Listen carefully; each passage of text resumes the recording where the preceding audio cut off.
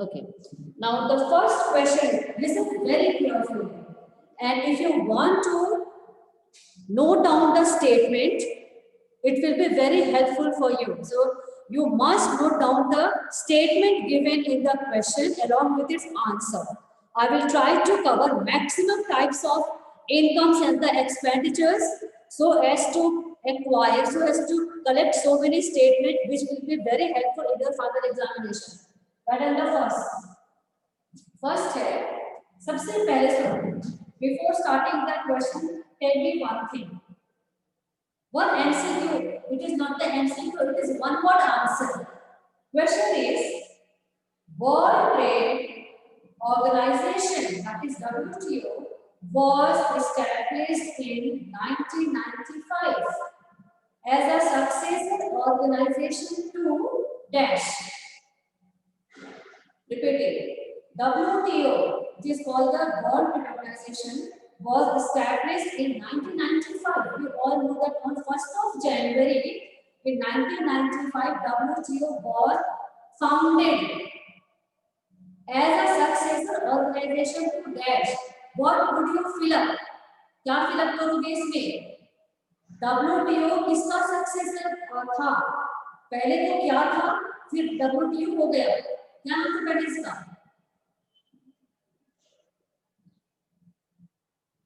नहीं पता? मैंने बताया है 2 दिन समय लिया मैंने इसको बताना. आंसर है, देखो answer GATT, GATT, right in capital letters, GATT, General Agreements on Trade and Tariff. General Agreements on Trade and Tariff. ये इसका आंसर है.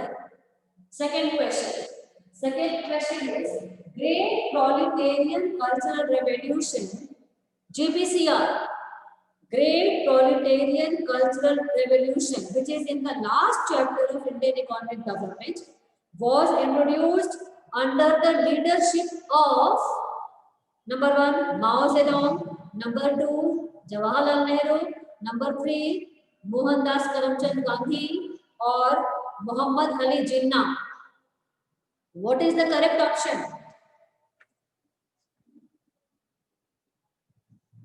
जल्दी बताओ तो करेक्ट ऑप्शन क्या है इसमें? क्या होगा करेक्ट आंसर इसका? अनन्या आवाज आ रही है? अनन्या आवाज आ रही है?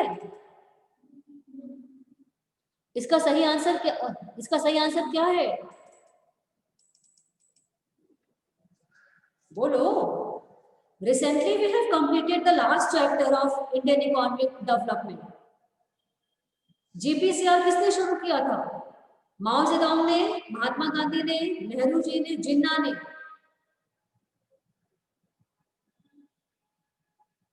नसीहा, GPCR कौन से कंट्री में हुआ था?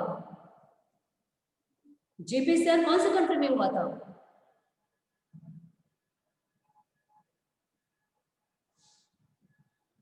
GPCR किस कंट्री में हुआ था? तुम लोग बोल रहे हो, आवाज नहीं आ रही है. मैं फोन चेक कर रही हूँ, जल्दी से पहले बताओ. तुम लोग तो कई बार फोन पे मैसेज करते हो, कोई मैसेज नहीं है. पहले बताओ, what is the answer? In which country GPCR was started in 1966 and it was ended in 1976 because of death of Mao Zedong. Answer is Mao Zedong. तुम लोग आंसर क्यों नहीं दे रहे हो भाई? अनन्या, फोन रख के तुम लोग इसीलिए स्पीड कम हो जाता है ना. एक क्लास में जितना कंटेंट आप देना चाहते हैं, पता चला कि तुम लोग सुन ही नहीं रहे, तो मेरे बोलने का फायदा क्या? इसलिए कम से कम सही आंसर नहीं आता है, छोड़ो, कम से कम बोलो. आवाज तो आ रही है ना? आवाज आ रही है कि नहीं? आवाज आ रही है?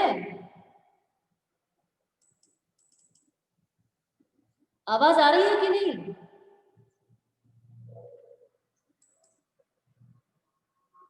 आवाज आ रही है? आवाज आ रही है? Yes, ma'am. माय गॉड, इतने देर बाद तुम लोग बोलते हो. बोलो. इतने देर बाद तुम लोग बोल रहे हो। जेपीसीआर कहाँ हुआ था नसीहा? जेपीसीआर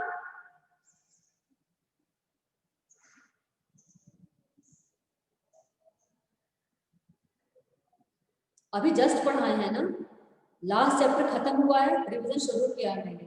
और लास्ट चैप्टर जेपीसीआर जीएलएफ पॉलिसी मैंने मेन कंटेंट जो बुक में दिया है वो तो मैंने एक्सप्लेन किया है।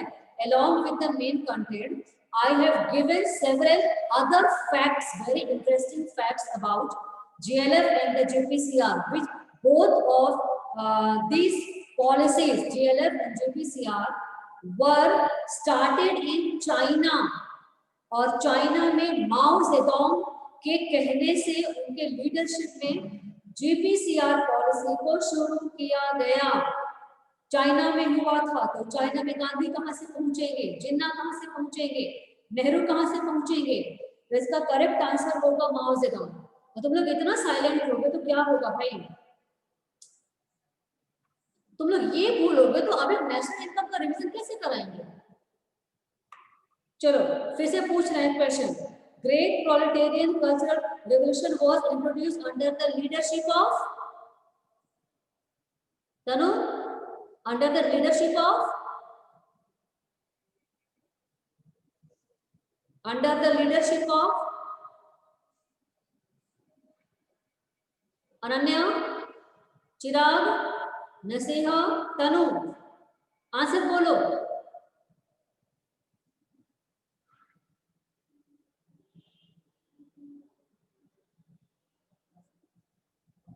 तुम लोग 10 मिनट ले लिए इसी तरह से, फोन रखकर तुम लोग कहीं चले गए क्या? रिवीजन ऐसे कैसे होगा, वन साइडेड? मत बोलो, छोड़ो। नेक्स्ट है question. In the past few decades dash, in the past few decades dash, in bracket primary oblique secondary oblique tertiary sector has created maximum job opportunities in India? क्या सही answer है? In the past few decades, which sector has created maximum job opportunities in India? Primary, secondary or tertiary? One word answer. This question is carrying one mark. Tertiary. Tertiary, yes, good, tertiary. Why are you very slow? Naseha, Ananya, Chirag, Tanu. Why are you very slow? तुम लोग गलत answer बोलो ना, तुम लोग महात्मा गांधी ही बोल देते, कुछ तो बोलते, हम समझाते फिर से। तुम लोग इतना साइलेंट रहोगे तो कैसे होगा? Class should be interactive, revision चल रहा है। सही आंसर था टर्शरी सेक्टर।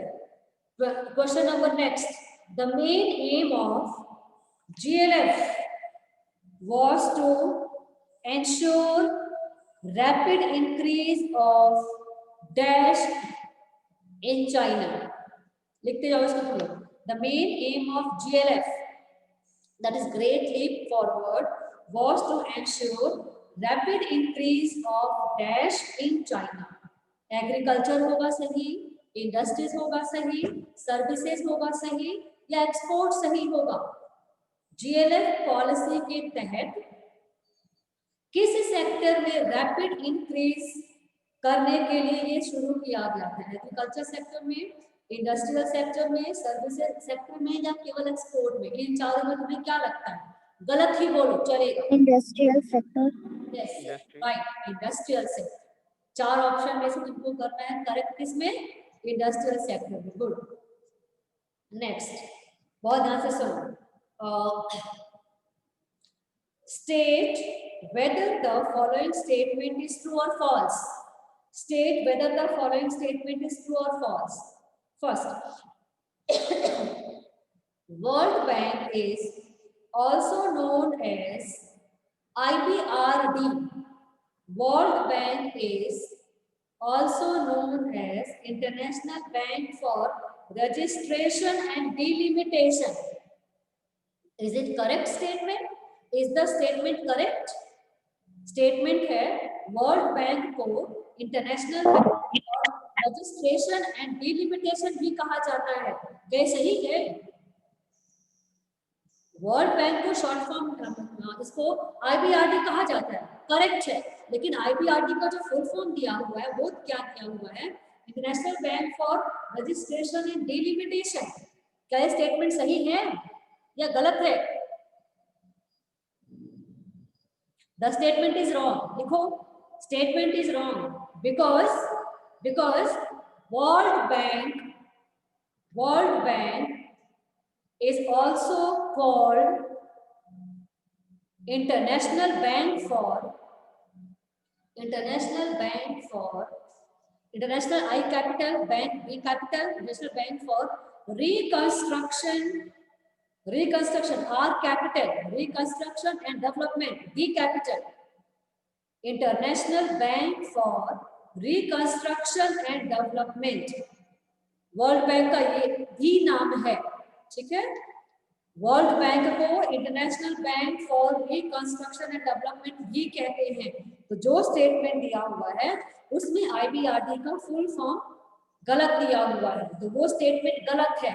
सही स्टेटमेंट मैंने लिखवा दिया। और ये जो आंसर है ना, मेरे हाथ में जो बुक है सैंपल पेपर, इसमें एक्सपर्ट्स के द्वारा आंसर लिखा हुआ है, ठीक है। अच्छा, तो इस तरह का मैंने करीब, अच्छा एक last question, introduction of economic reforms in China took place in the year dash 1978, 1988, 1980 और 1991। Which one is correct? Introduction of economic reforms in China took place in the year dash 1978, 1988, 1980 और 1991। किस साल शुरू किया गया था इकोनॉमिक रिफॉर्म चाइना में? Ma'am 1988। 1978। 1978 सुनो, चाइना में 1978 में शुरू किया गया, कॉपी में लिखो। पाकिस्तान में 1988 में शुरू किया गया, कॉपी में लिखो। 88 में 1988, ठीक है। इंडिया में 1991, इंडिया में 1991। ये डेट पूछा जा सकता है MCQ में, ठीक है। चलो इतना तक तो मेरा टारगेट था पूछने का, और मैं हर दिन कुछ ना कुछ MCQ तुम लोगों से पूछूंगी हर दिन। रिवीजन का मतलब यही होता है, ठीक है।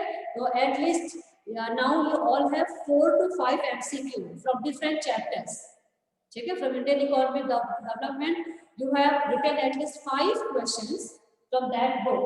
Now let's start the next. लिखते जाओ जल्दी। पहला है, first is, will the following factor incomes be included in domestic factor of India? ठीक है, will the following factor incomes be included in domestic India? Domestic income में क्या आता है? तो अब डोमेस्टिक इनकम की जगह अगर domestic factor income of India होगा तो भी सेम चीज है, घबराना नहीं। will the following be included in domestic income of India या domestic factor income of India? both statements are correct. domestic income या domestic factor income of India, इसका रीजन के साथ में देना है। फर्स्ट लिखो COE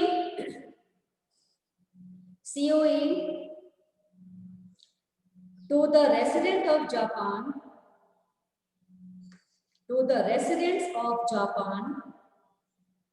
working in Indian Embassy in India.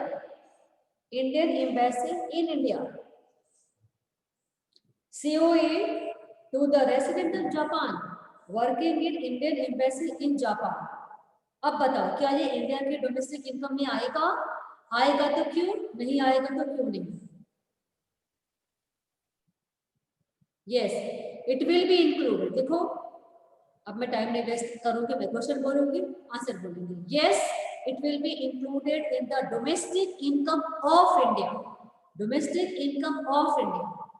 ठीक है। रीजन क्या है? Indian embassy located in Japan is considered as the domestic territory of India. Indian embassy located in Japan is a part of domestic territory of India.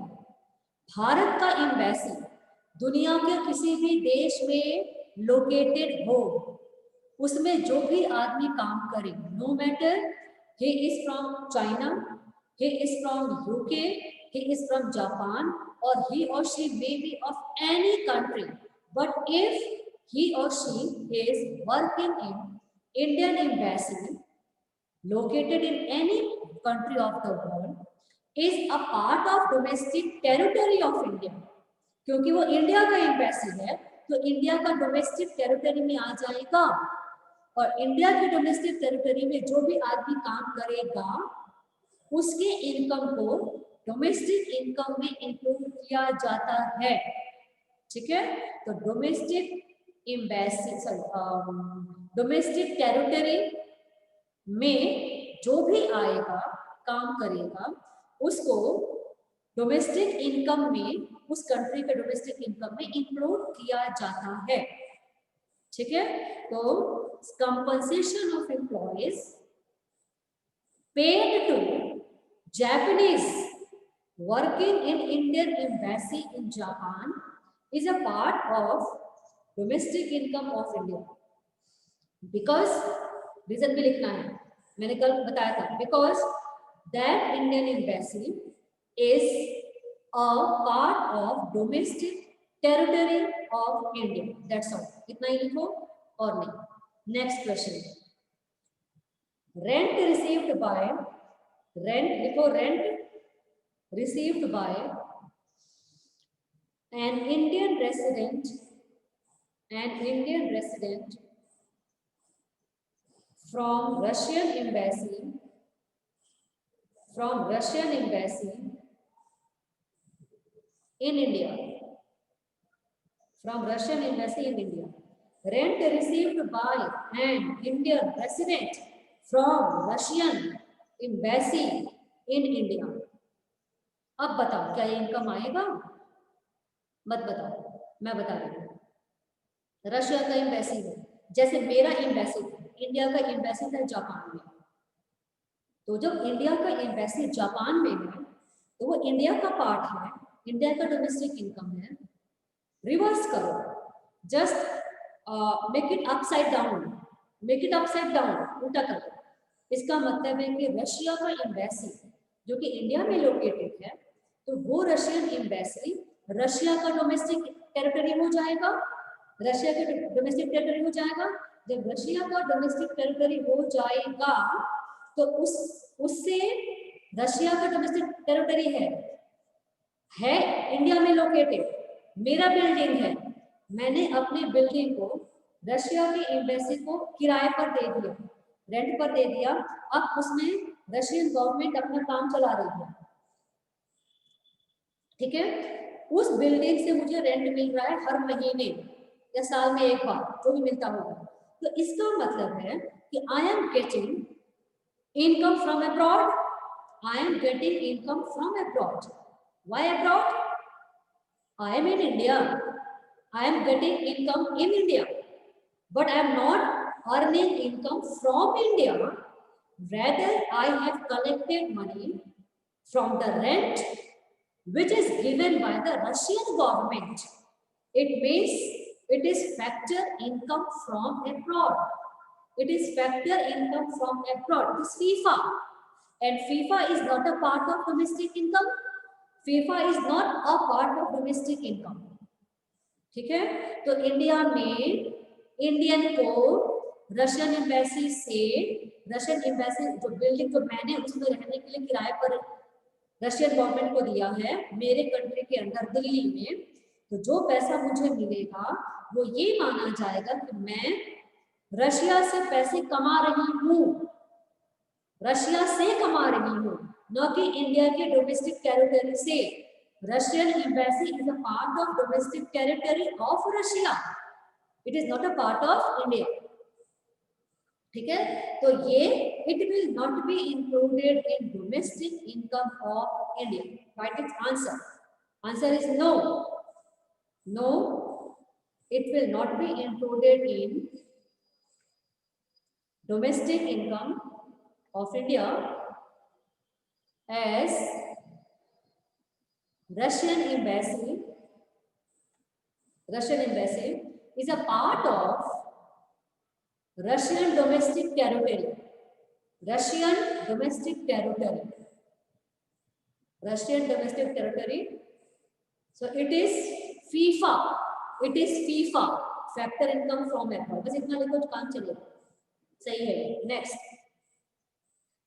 Third लिखो profits earned by at the third profits earned by a branch of SBI, State Bank of India, SBI in England,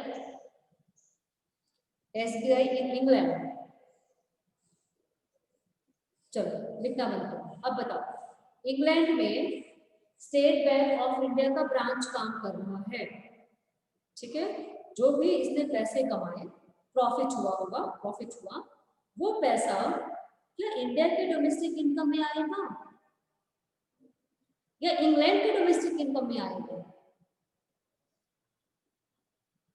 Will it be included in domestic income of India?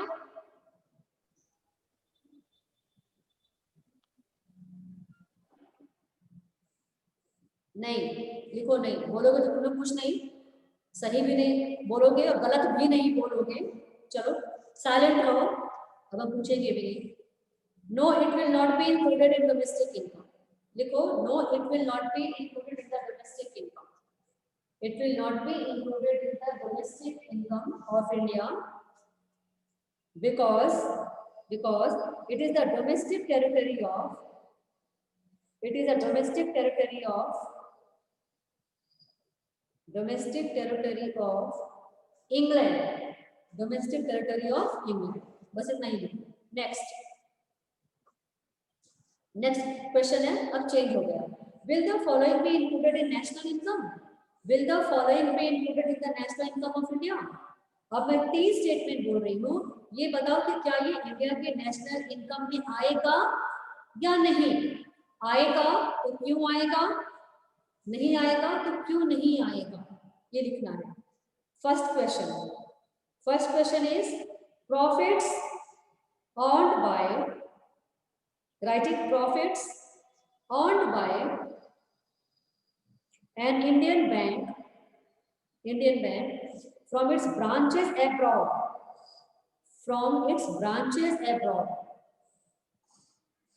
कोई India का bank है, वो England में है, जो अभी मैंने बताया था इंग्लैंड में है, उसको प्रॉफिट मिला. उसके प्रॉफिट जो मिला, क्या वो इंडिया के नेशनल इनकम में आएगा?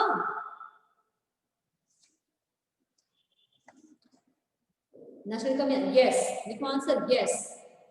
The profit of Indian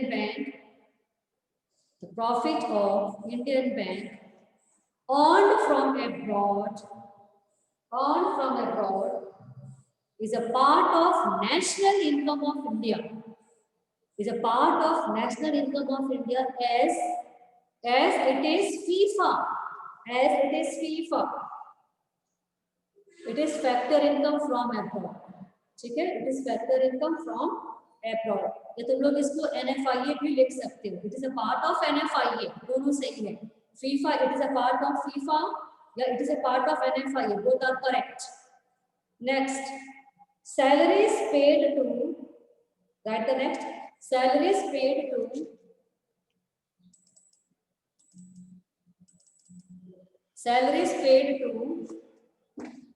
Non-resident Indian (NRI), non-resident Indians working in Indian Embassy in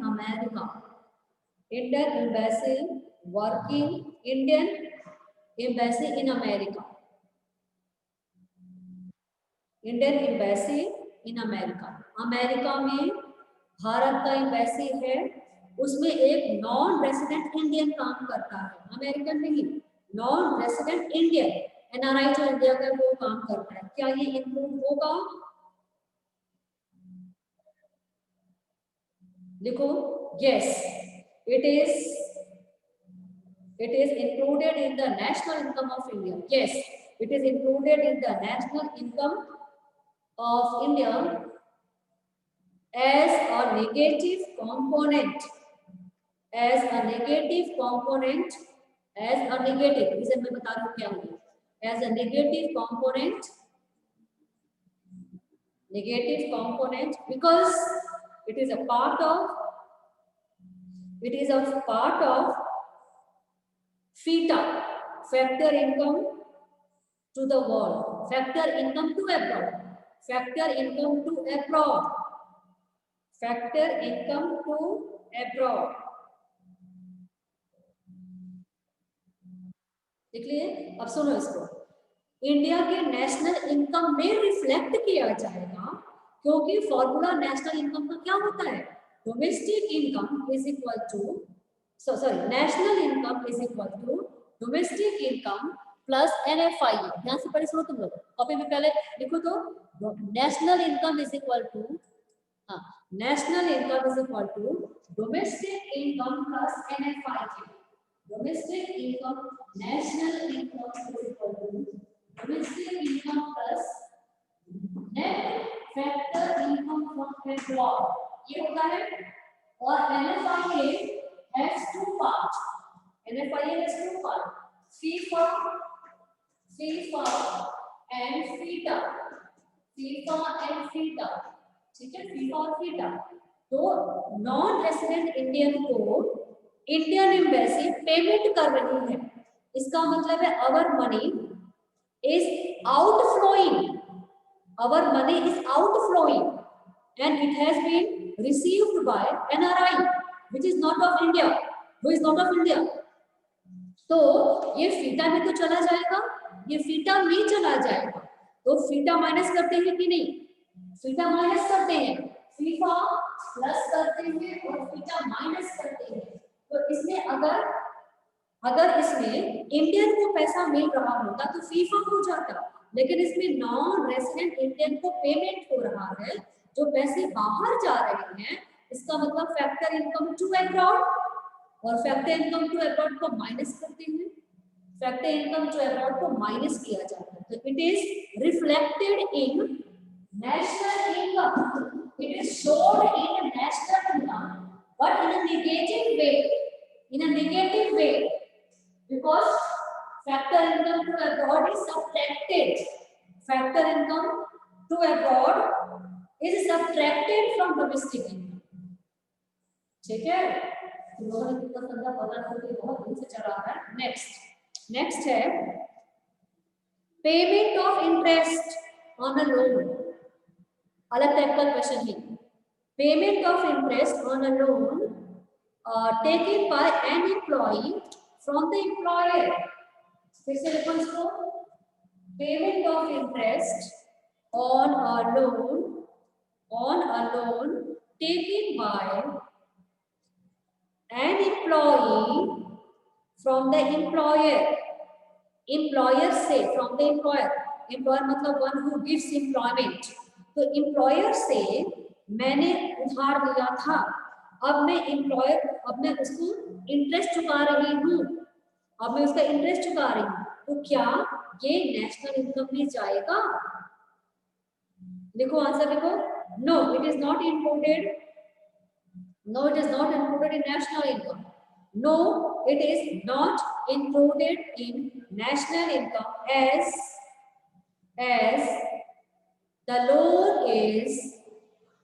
as the loan is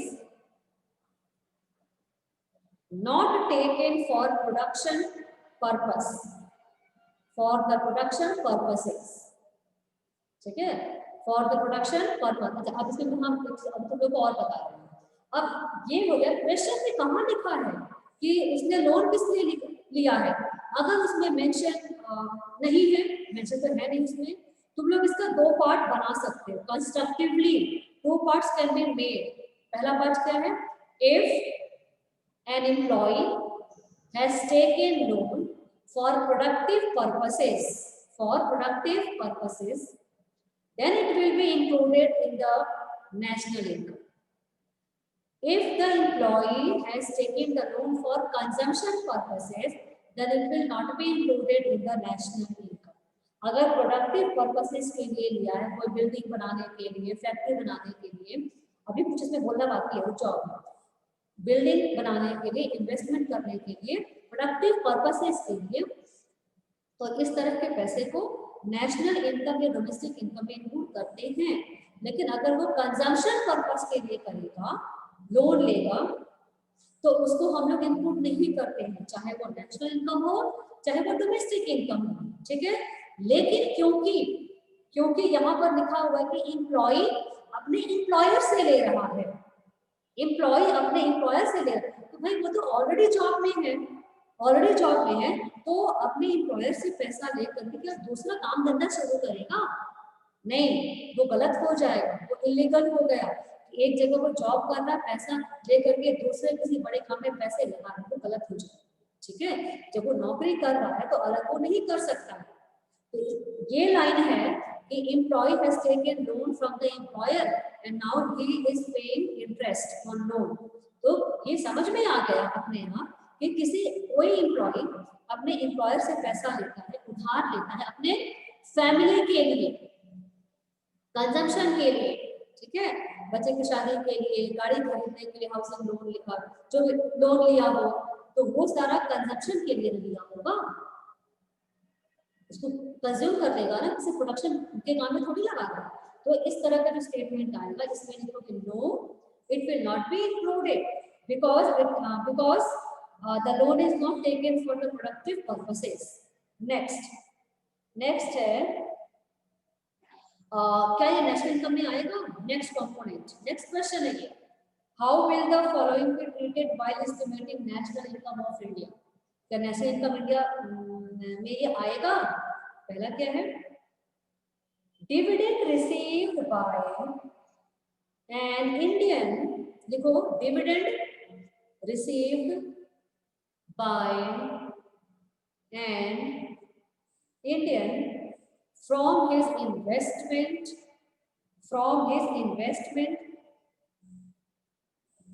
in shares of a foreign company,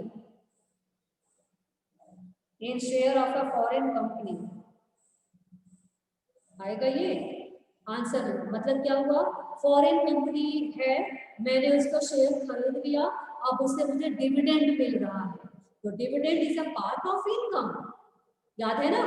income का component COE, OS, MISC, COE, OS, MISC. OS has 3 parts, actually 4 parts: rent, interest, profit, royalty. Rent, interest, profit, royalty. Again, profit has 3 parts. Profit has the part का part, फिर उसका part यानी सब part, ठीक है। तो profit का 3 part होता है, पहला डिविडेंड, ठीक है, फिर रिटेन्ड अर्निंग्स, फिर एक होता है तुम्हारा हो गया ये कॉर्पोरेट टैक्स, है ना। Retained earnings, corporate tax, dividend is equal to profit plus rent plus interest plus royalty is equal to operating surplus. COE plus OS plus MISC is equal to NDPFC, which is also called domestic income, ठीक है। तो dividend income का part होता है, दूसरी बात, ये foreign company से मुझे मिला है, फॉरेन ने मुझे दिया है, विदेश से मुझे मिला है, ये फैक्टर इनकम फ्रॉम अब्रॉड हुआ कि नहीं अनन्या? ये फैक्टर इनकम फ्रॉम अब्रॉड हुआ कि नहीं? बिल्कुल हुआ, मत बोलो, तुम लोग नहीं बोलते हो, तुम लोग थोड़ा कम बोलते हो। चलो, डिविडेंड रिसीव्ड, ये देखो इसका आंसर है yes, it is included, yes it is included in national income. Ananya चली गई, Ananya has gone. Okay. Included in national income because it is a part of NFIA. It is a part of NFIA. Next, अच्छा अब बताओ तो, मैंने car purchase के लिए loan लिया था, अब मैं उसमें इंटरेस्ट चुका रही हूँ। क्वेश्चन है, question is interest received on loans, interest received, collect करो, मैक्सिमम स्टेटमेंट कलेक्ट करो, लिखते जाओ। मैंने कहा था ना कि बहुत सारा लिखवाएंगे ताकि तुम लोग का अच्छा खासा प्रैक्टिस हो जाए। Interest received on loans given to a friend for purchasing a car. Interest received on loans given to a friend for purchasing a car. जल्दी से बताओ, क्या ये ऐड होगा? लिखो नो, No, ma'am. नो नहीं इंक्लूड होगा, लिखो no, not included, because these are not, because loans are not used for